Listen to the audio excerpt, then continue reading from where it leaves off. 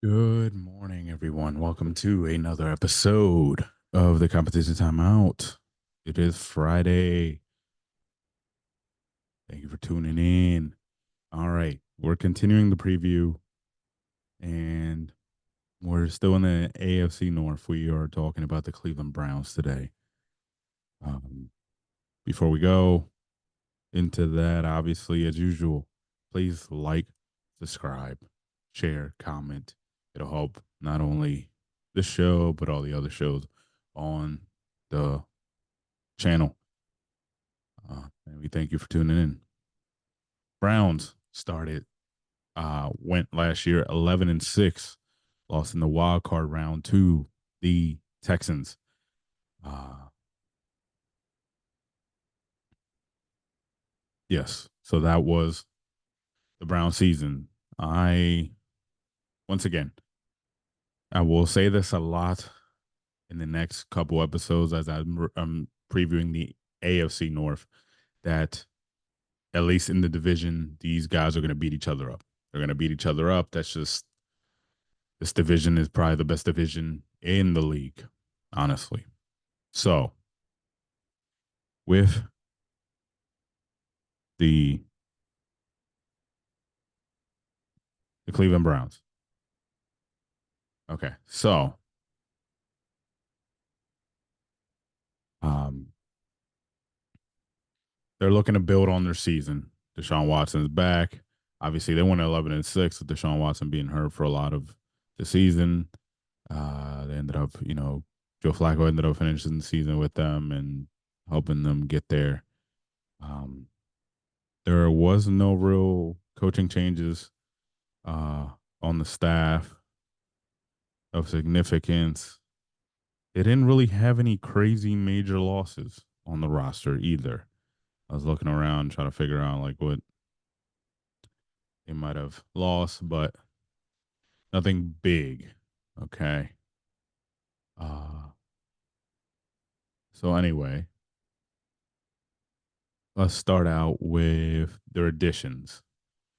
So they added some pieces to what they already have, some small pieces. Jordan Hicks comes in at linebacker. They signed Devin Bush as well at linebacker. They added some O-line depth. They signed Quentin Jefferson, who was with the Jets, defensive tackle. That's some depth there. Jameis Winston to back up Deshaun Watson. The one big ad that they had was trading for um, Jerry Judy from the Broncos, uh, the former first round pick of the Broncos in 2020, was traded for a fifth and a sixth in the draft that just happened. So that is a big key. Adds another weapon for Deshaun outside of Amari, helps Amari out. I think offensively is going to help Amari out so that not all eyes are on him.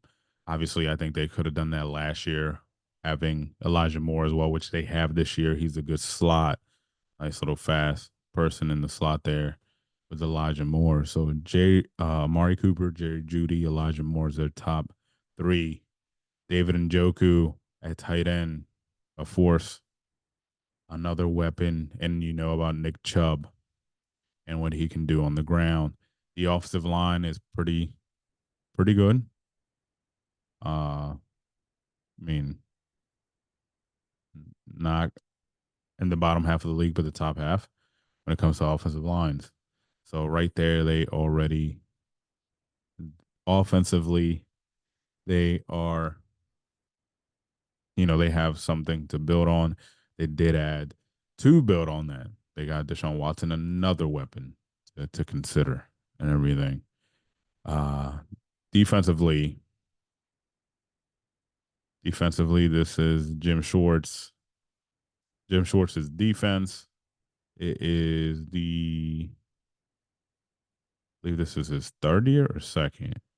This is his second year as the defensive coordinator there, and he last year he had him rocking. They run a 4-3 is what he does with the wide nine. He has Miles Garrett, Sedarius Smith, the veteran on the other side. On the inside, like I said, they got some depth. Getting Quentin Jefferson, they already have some guys there. Uh, Linebacker,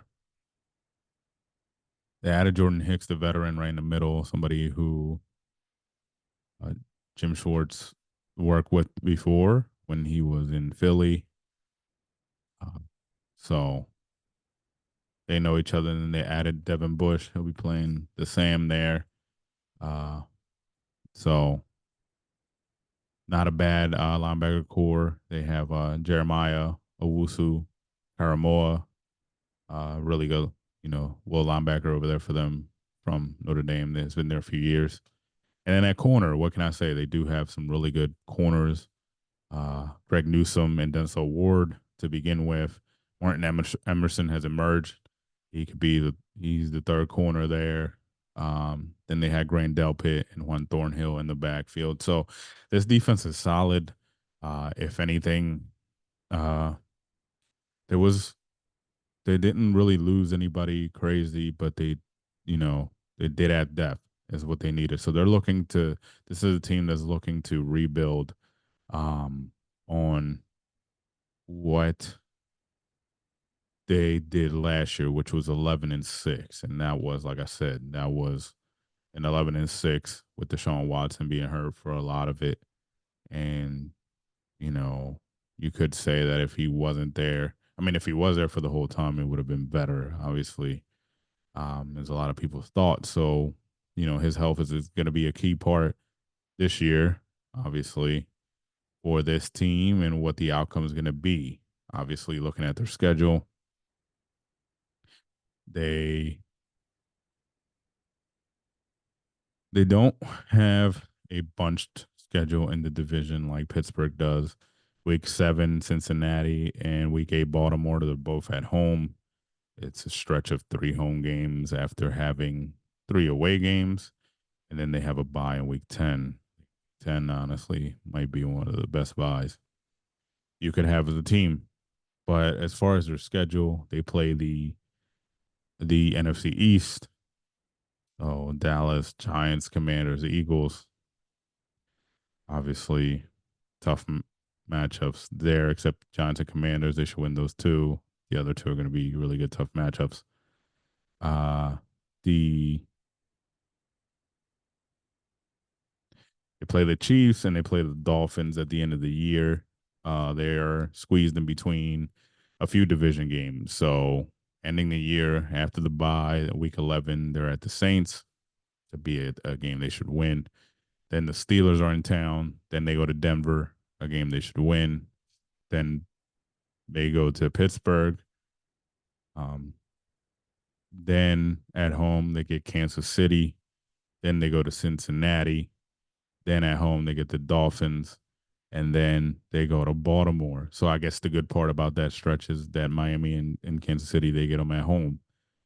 So, you know, kind of like the Steelers, their chances to stack wins are in the beginning of the year with, starting out with Dallas. And, that would be a big win for them to start the year, getting that win over Dallas.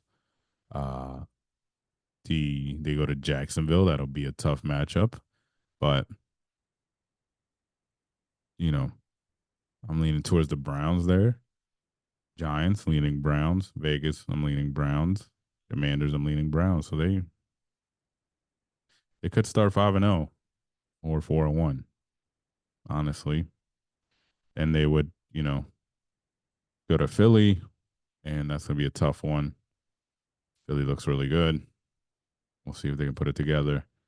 And division game, Cincinnati and Baltimore, but it's at home. And then before the bye, they host the Chargers. So Chargers should be a win.